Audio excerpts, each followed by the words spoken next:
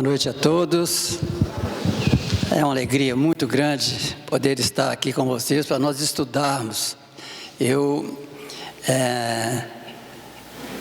gostaria de colocar para vocês que eu não sou um palestrista, mas vou fazer um estudo. É diferente, certo? E eu até acredito que o estudo que a gente vai efetuar aqui junto com vocês, ele vai trazer um aspecto diferente, porque as palavras, por exemplo, muitas vezes se perdem. Entretanto, a gente tendo o audiovisual, fixa mais o entendimento, certo? Então, a nossa proposta é essa, fazer um estudo para que vocês saiam daqui realmente compreendendo mais ou menos o que Jesus quis dizer para nós através das suas magníficas e fascinantes parábolas, que nós vamos apresentar para vocês hoje a parábola da figueira estéril.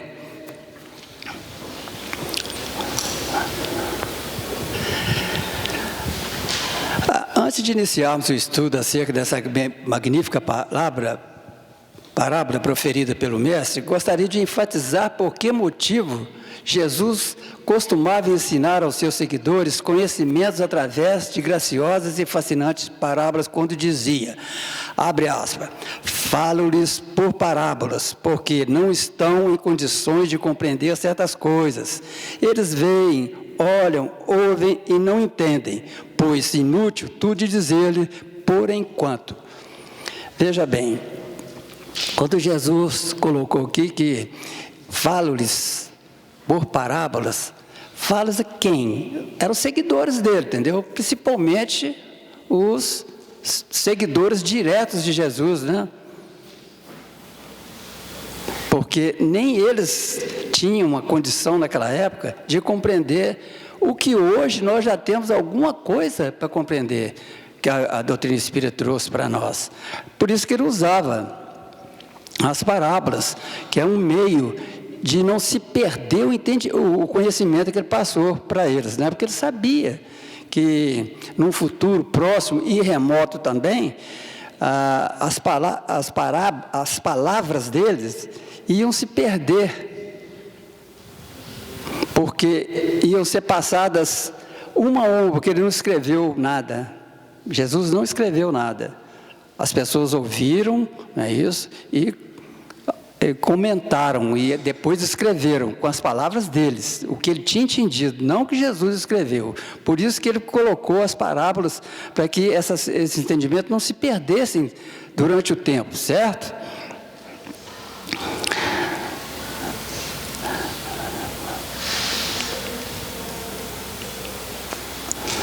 Em verdade, Jesus preocupava-se especificamente nos seus ensinamentos quanto à natureza espiritual das criaturas, e não propriamente quanto às coisas transitórias do dia a dia concernentes à vida humana.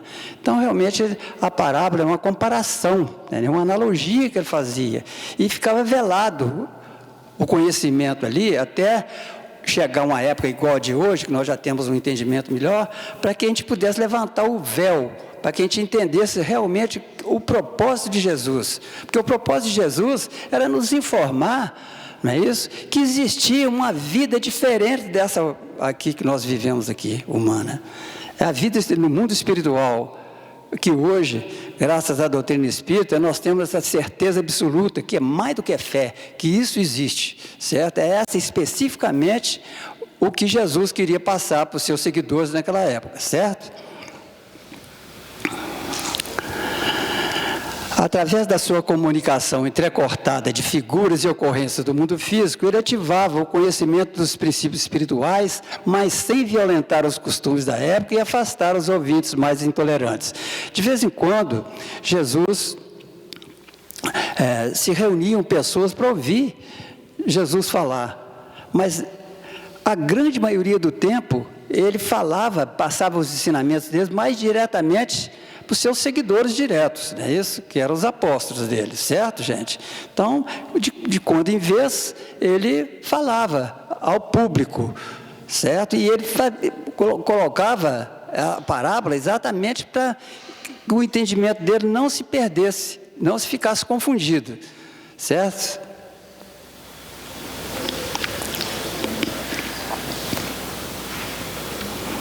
Quando Jesus falava aos campônios, expunha a parábola do semeador, do grão de mostarda, do joio e do trigo. Então, em cada lugar que ele estava, conforme as pessoas que estavam ouvindo, ele enunciava uma parábola de acordo com o conhecimento das pessoas que estavam ouvindo. Quando eles falavam para os camponeses, né, ele falava, né, das coisas triviais ali, do plantio, do joio, do trigo, etc., entendeu? Do semeador, para que ficasse mais entendível para eles e que a analogia pudesse ser feita com o passar do tempo também, certo?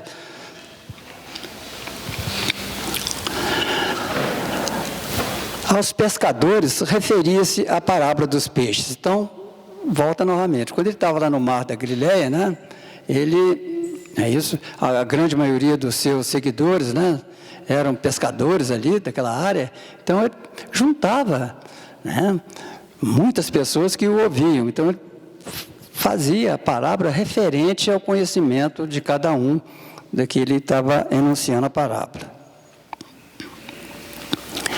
Num banquete ou festividade, falava dos talentos, do tesouro escondido. Sempre a mesma coisa, ele ficava preocupado, não é isso, em colocar a mensagem que ele traria, né, de acordo, né, com os ouvidos que estavam tendo a presença dele ali. Entre negociantes e especuladores, dizia a da parábola de grande valor, da pérola de grande valor, o credor incompassivo dos dois devedores. Então, ele continua, certo? Sempre colocando os ensinamentos dele de acordo com as pessoas que estavam ouvindo. Entre magnatas, servia-se da parábola do rico insensato e do rico e Lázaro. Entre assalariados, explicava-lhes a parábola dos servos infiéis, dos trabalhadores da vinha e do mordomo infiel. Entre os homens da lei, mencionava o juiz iníquo. E entre os religiosos, a história do publicano e do fariseu. Então, como nós estamos vendo aí, nós imaginamos a dificuldade, não é isso, que Jesus tinha naquela época em passar coisas transcendentais, coisas espirituais para as pessoas ainda que não tinham um entendimento nulo, praticamente nulo, né, do mundo espiritual. No planeta Terra, naquela época, só os nossos irmãos orientais é que tinham um conhecimento do que era o espírito, que era a espiritualidade, que era o mundo espiritual. Aqui no Ocidente, até hoje, né, a não ser a doutrina espírita e algumas outras aí, é que tem, né, como base o mundo espiritual. As outras religiões dogmáticas ainda são apegadas às coisas materiais, né? Então, a gente fica imaginando que dificuldade que Jesus teve para passar esse entendimento para nós.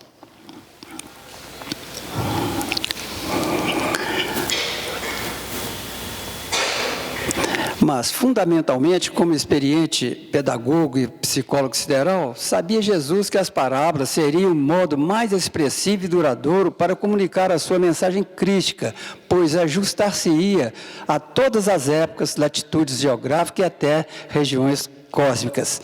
Então, realmente, ele previu, não é isso, que as palavras dele iam ser mudadas. Vamos contar uma historinha aqui para vocês. Vejam bem, logo depois que Jesus foi crucificado, os seus seguidores saíram para anunciar a boa nova, né? Ou seja, a mensagem crística que Jesus deixou. Mas era oral. Jesus não escreveu nada. Então, eles que ouviam Jesus passavam para os pergaminhos e dos pergaminhos eles passavam para as comunidades nas quais visitavam, principalmente Paulo, né, que correu mais o mundo romano ali todinho naquela época, né? E eu gostaria de colocar para vocês uma coisa interessante, que eu li uma obra que chama A Esquina de Pedra, e eu toda a vida fui muito implicado de como que surgiu o catolicismo. E esse livro me colocou exatamente o que eu queria saber. Vejam bem, logo depois que Jesus voltou para a parte espiritual, os seus seguidores saíram, né, enunciando os seus ensinamentos, e o mundo romano, que dominava a grande parte do planeta Terra, era pagão, era o paganismo que imperava. E eles começaram a perseguir os seguidores de Jesus, que naquela época chamava cristianismo. O cristianismo foram os seguidores de Jesus até o século III da nossa época. Até o século III da nossa época existia o cristianismo. Depois, um imperador romano chamado Constantino, ele viu que não tinha como acabar com os cristãos. Então, o que ele fez? Ele se juntou aos cristãos. Então, juntou paganismo com cristianismo e deu catolicismo. Então, na verdade, o catolicismo matou o cristianismo. Entenderam? Então, o cristianismo acabou. Existe espiritismo, que eles falam que é cristão, catolicismo é cristão, mas cristianismo acabou com isso aí, porque fundiu, entendeu? Os ensinamentos de Jesus daquela época com o paganismo. É tanto que a Igreja Católica herdou, não é isso? Tanta coisa do paganismo, né? Os cultos de santos, tudo vem de lá, entendeu? Do paganismo, batismo, tudo isso. Então, o cristianismo acabou exatamente com essa fusão que houve entre o paganismo com o cristianismo, certo, gente? As parábolas são tão importantes que elas poderiam reconstituir todo o ensino do Evangelho, caso fossem extraviados ou desaparecidos os textos deixados pelos evangelistas Mateus, Lucas, Marcos e João. Então, porque a essência do ensinamento de Jesus estão contida nas parábolas. Quando a gente lê o Novo Testamento, a gente vê que a narrativa ali é só de coisa milagrosa que Jesus fez. Foi o dia a dia de Jesus, é o dia a dia dele andando. Ele fazia uma cura, fazia isso. Mas ensinamento mesmo estão contidos nas parábolas. Quem quiser conhecer o cristianismo tem que estudar as parábolas e começar a entender. Não é fácil, não, entendeu? Mas também não é impossível. Com o conhecimento intelectual que nós já detemos agora no século XXI, nós já começamos a começar levantando esse véu que encobre, não é isso? Esse simbolismo que Jesus deixou através das parábolas, certo? É uma coisa colocada ao lado da outra, para que a analogia possa fazer a descoberta do sentido espiritual contido ali e moral também, certo? Porque ninguém consegue mudar.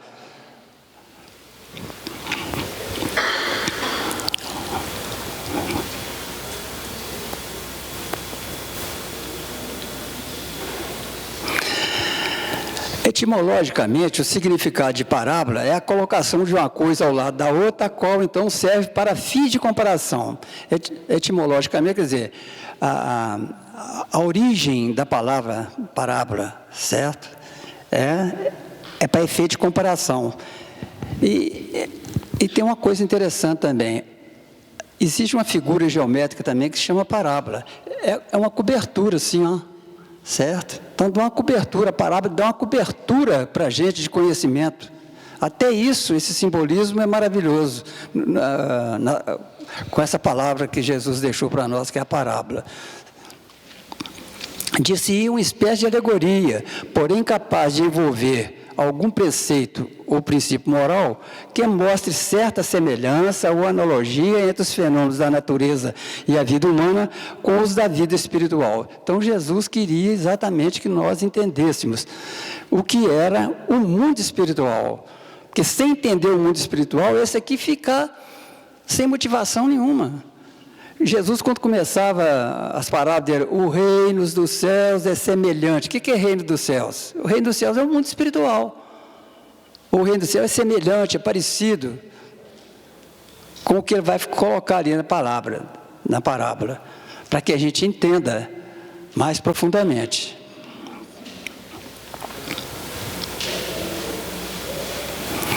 As anotações contidas nos evangelhos descrevem esta parábola da figueira de várias maneiras e de acordo com os evangelistas Marcos encontramos, abre aspas, no dia seguinte, saindo eles da Betânia, teve fome. Vendo de longe uma figueira que tinha folhas, foi ver se, porventura, acharia nela alguma coisa. Aproximando-se, nada encontrou senão folhas, porque ainda não era tempo de figo. Disse-lhe, nunca jamais coma alguém fruto de ti. E seus discípulos ouviram isto. Então, realmente, a gente não pode interpretar o pé da letra, o que está escrito ali. É até um contrassenso a gente achar que Jesus ia amaldiçoar uma árvore. Ele não quis amaldiçoar a árvore, nem ela secou daquele jeito que falou. É claro que Jesus poderia fazer uma árvore secar, não só uma figueira, como qualquer árvore, certo? Usando, não é isso, do seu conhecimento espiritual, que é de bilhões e bilhões de anos de experiência que ele tinha, né? Então ele podia usar, certamente, alguma força magnética que pudesse secar aquela figueira. Certo? Mais na frente aqui nós vamos ver o que realmente Jesus queria dizer com isso.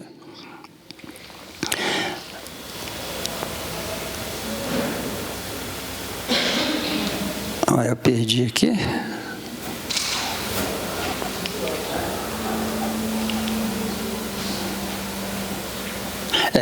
Ao analisarmos essa maravilhosa parábola, chegaremos a concluir que o Mestre deixou-nos uma predição de uma nova era que seria instalada em um futuro da humanidade. Então, realmente, quando Jesus fez essa analogia, essa parábola, ele quis nos dizer que uma árvore frutífera que não dava fruta era estéril, não produzia nada. Isso serve o quê? Para nós, pessoalmente, e até mesmo para as instituições.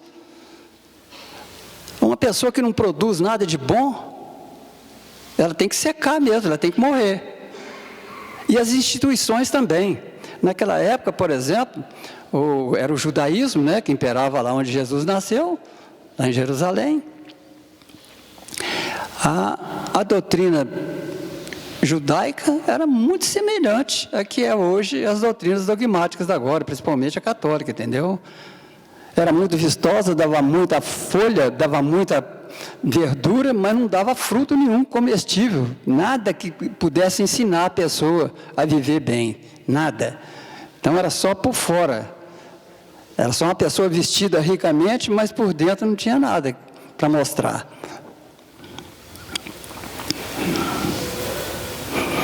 Jesus serviu-se dessa comparação para nos lembrar a importância do momento que estamos atravessando e da necessidade de colocarmos em prática todos os ensinamentos por ele ministrados, não só por parte das criaturas, mas também por todas as instituições religiosas.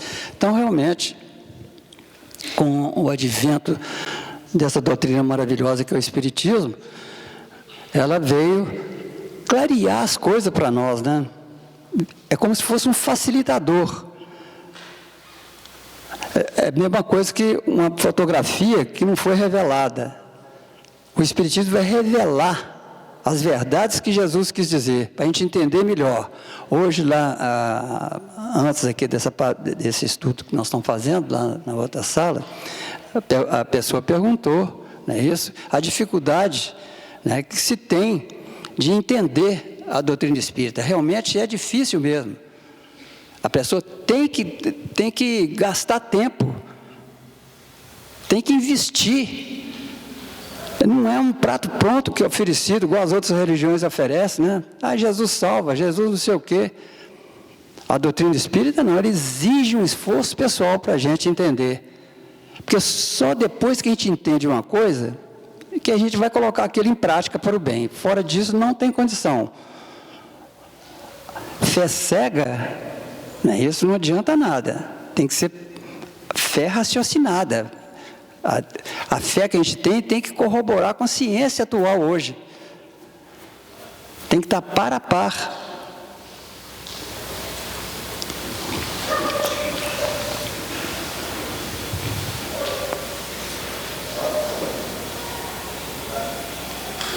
O O advento do Espiritismo se incumbiria de clarear as consciências e guiá-las no entendimento daquilo que Jesus nos quis ensinar naquele tempo, e que se apresentava velado por simbolismo, cujo descerrar do véu ficaria a cargo da doutrina esclarecedora, cumprindo seu papel revelador da verdade, conforme nos aponta Jesus em João 14, 26.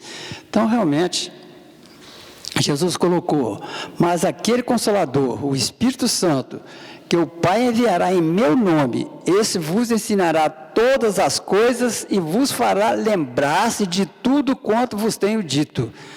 Então, esse lembrar aí, que Jesus quis dizer, vai lembrar o que ele falou lá e entender para botar em prática. Porque a gente só coloca em prática aquilo que a gente entende. Fora disso não tem jeito.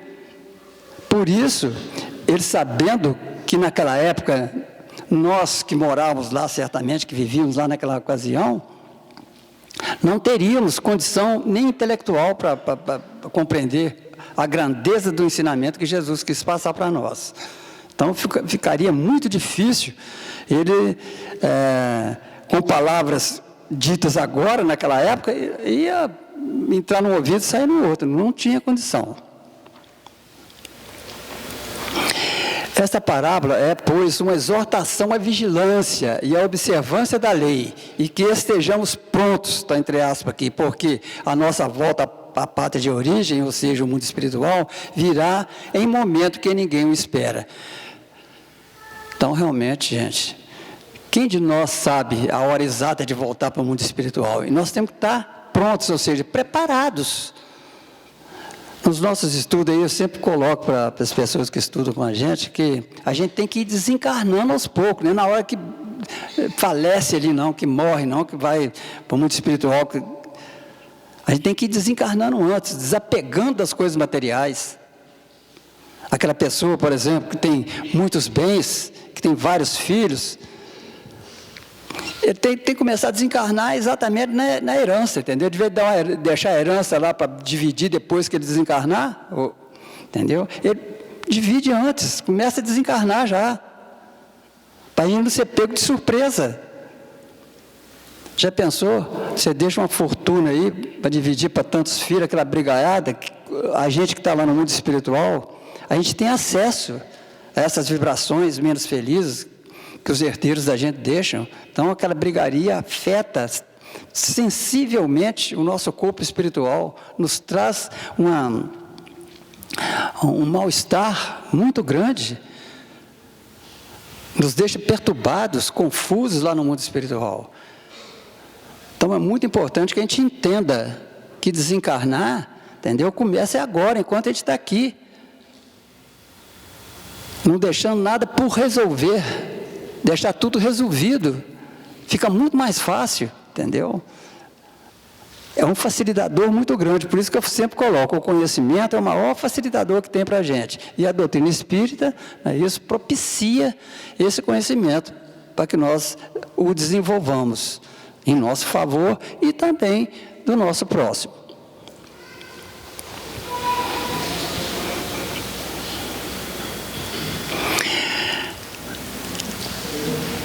O Evangelho segundo o nosso querido Caibar Schutel, em suas sábias colocações, fala assim, abre aspas, restabelecerá no mundo o reinado do Espírito, e a pregação do Evangelho entre as criaturas é como um machado posto à raiz das árvores infrutíferas. Então, o que o Caibar quis dizer aqui? Caibar é um espírita muito famoso, que morou lá em São Paulo, na cidade de Matão.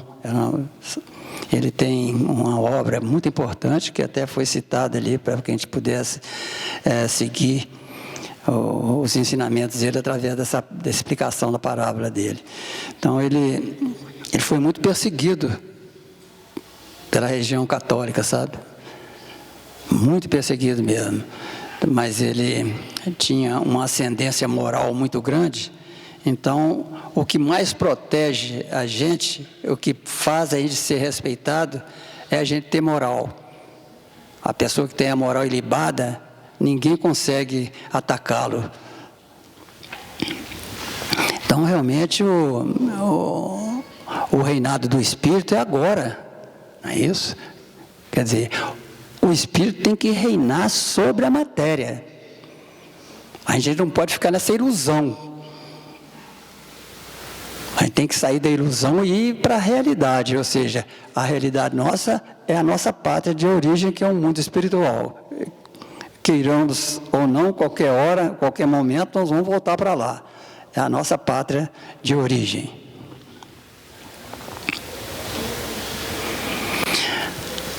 A advertência do Mestre é no sentido de tomarmos a nossa posição em suas fileiras e erguermos em nossa alma uma cátedra onde o Espírito de verdade possa pontificar. Então, é exatamente isso que a doutrina espírita vem nos propiciar. A gente entender o ensinamento de Jesus, colocá-lo em prática, para que a gente não possa ser pego de surpresa, não é isso? Desencarnar aqui e deixar uma quantidade de coisa por resolver. E se a gente deixar por resolver, o que vai acontecer? Você vai voltar para a pátria de origem e vai ter que reencarnar para resolver, porque o que você deixou para resolver é para ser resolvido aqui e não lá. Você vai ter que reencarnar. Então, muitas vezes, um reencarne bem pior do que o que nós tivemos, não é isso, anteriormente.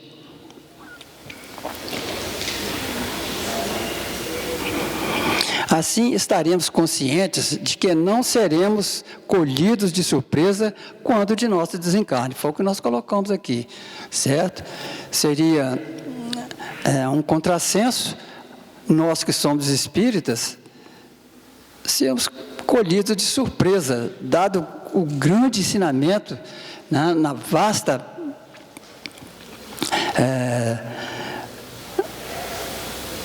seara de obras que o Espiritismo deixa para nós aí estudar, né? E mesmo as casas espíritas que oferecem estudos, né, igual esse que nós estamos realizando agora, certamente esse estudo aqui vai ficar gravado na memória da gente, para que a gente não seja colhido de surpresa. A gente começar a resolver os problemas antes que aconteça o nosso desencarne. O Mestre, ao escolher uma árvore, ou seja, tomado de uma figueira como comparação, deixou bem claro que a lei divina, estendendo-se a toda a humanidade e sendo eterna e irrevogável, deixou gravado em seus discípulos uma lição que no futuro as gerações deveriam estudar nos evangelhos, a verdade que orienta e ensina. Então, o Evangelho nos orienta e ensina. Mas para isso a gente tem que entender, né? Infelizmente, o que chegou para nós aí no Novo Testamento veio muito truncado demais, que é quase impossível entender o que estava colocado ali, certo? Se não fosse o advento da doutrina espírita, nós estávamos não entendendo nada de Evangelho até hoje. Você vê que a diferença, quer dizer, você pega o Novo Testamento e pega o Evangelho segundo o Espiritismo, é tudo explicado direitinho para você entender, certo? E aí você vai colocar em prática. É diferente. Não tem confusão nenhuma. Tudo às claras.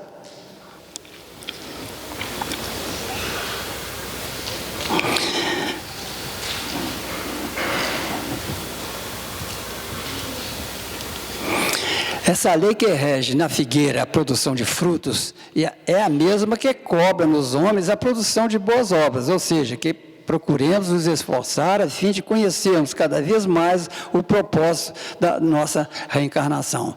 Então, realmente, se a gente não tiver conhecimento do que nós estamos fazendo aqui, qual que é a finalidade da gente renascer aqui, fica inútil a vida da gente aqui, torna-se inútil. Fica sem propósito.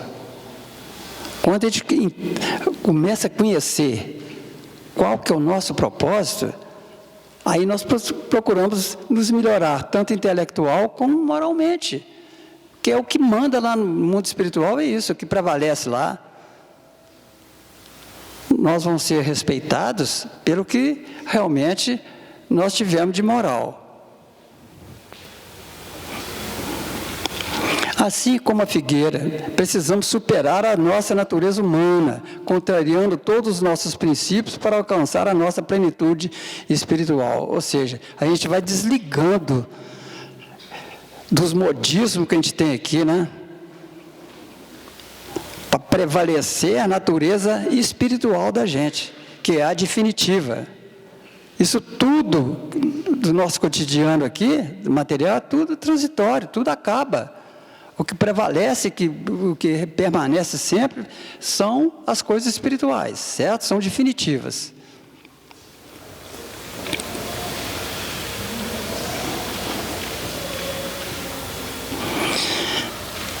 É imprescindível que nos moralizemos para produzirmos boas obras. Então, realmente, nós sempre estamos colocando aqui, né? Uma pessoa moralizada, ela é respeitada em qualquer situação. Porque uma pessoa que tem moral inatacável, ela é respeitada por todo mundo, em qualquer lugar que ela for. Ela pode ter até outra religião diferente da nossa, mas o que vai ditar mesmo o respeito para conosco é exatamente a parte moral. Sabemos que a raiz é a base de sustentação das plantas, sem o que a planta se extingue, morre, pois não tem como buscar a seiva que nutre sua vida. Então, realmente, por isso que Jesus fez essa analogia, né? Da planta, da figueira. Quando os apóstolos colocaram que ela secou, que Jesus amaldiçoou, certamente não foi com essas palavras que estão no Novo Testamento que Jesus colocou para a árvore. Seria um contrassenso falar que Jesus ia amaldiçoar uma árvore, né? Mas ele colocou, deixou claro ali, entre esse simbolismo, que aquilo que não produz, entendeu? Tem que secar mesmo. Tem que acabar, tem que morrer. Tem que renascer. Por isso que ele fez essa analogia. O mesmo ocorre conosco. Quando nos distanciamos da verdade, rompemos com os nossos mananciais que nos suprem a vida interior, secando também até as raízes. Foi o que nós acabamos de colocar aqui, né? Uma pessoa que não tem conhecimento nenhum e pratica tudo quanto é coisa horrível, igual está acontecendo hoje. Hoje em dia a gente não pode nem ligar televisão mais, né? Só coisa terrível. Então essas pessoas aí vão secar até as raízes mesmo, entendeu? Inclusive, pelo que entidades superiores colocam, está havendo um reencarne em massa desses irmãos nossos, entendeu? Que estão num atraso moral muito grande, como última oportunidade para eles. Dado que espírito que tem um certo mérito, não pode encarnar no meio de outros que estão numa situação terrível, né? O próprio planeta Terra vai evoluir também, vai mudar de grau. É igual você sair de uma escola primária para uma secundária, e da secundária para uma universitária. O próprio planeta também vai evoluir. E para isso tem que ter os alunos apropriados àquela universidade. No caso aqui vai ser uma universidade. Daqui a alguns milhares de anos, não sei quanto, né? O próprio planeta vai melhorar também, certo?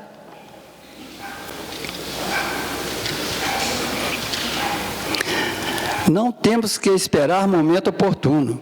Todo tempo é bom para produzir boas obras. Então nós não podemos ficar na inércia, não é isso? No ócio, na preguiça. Nós temos que nos colocar à disposição, entendeu?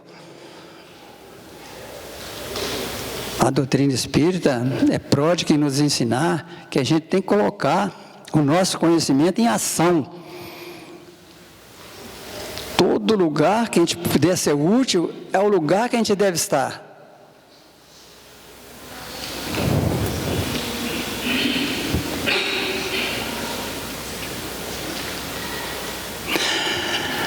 Bom, para terminar o nosso estudo, eu gostaria de informar como o mestre dava importância dos ensinos através de suas inigualáveis parábolas.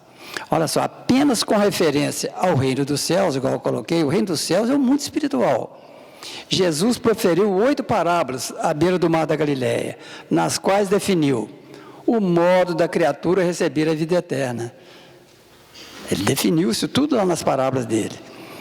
O conflito entre o bem e o mal, o caráter da semente que cresce misteriosamente, tudo são parábolas.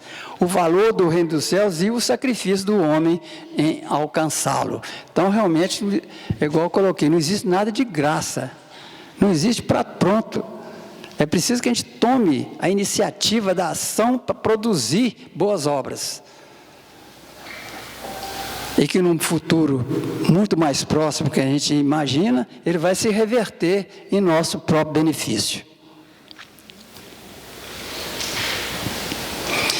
Ao sair da Galileia, entre a festa dos tabernáculos e da Páscoa, o mestre expôs 19 palavras ilustrando o reino dos céus. Então, ele enfatizava realmente o mundo espiritual.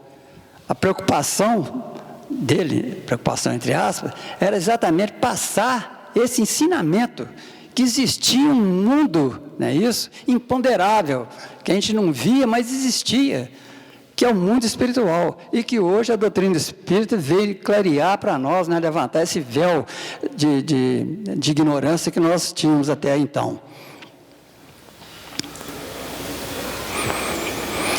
E ainda 6 outras durante a última semana em Jerusalém, onde referiu-se também ao julgamento final e à consumação do reino. Então, realmente, ele veio, não é isso, com esse propósito, de nos deixar esse ensinamento que iria nos tornar um facilitador durante um período de nossa existência aqui no planeta Terra.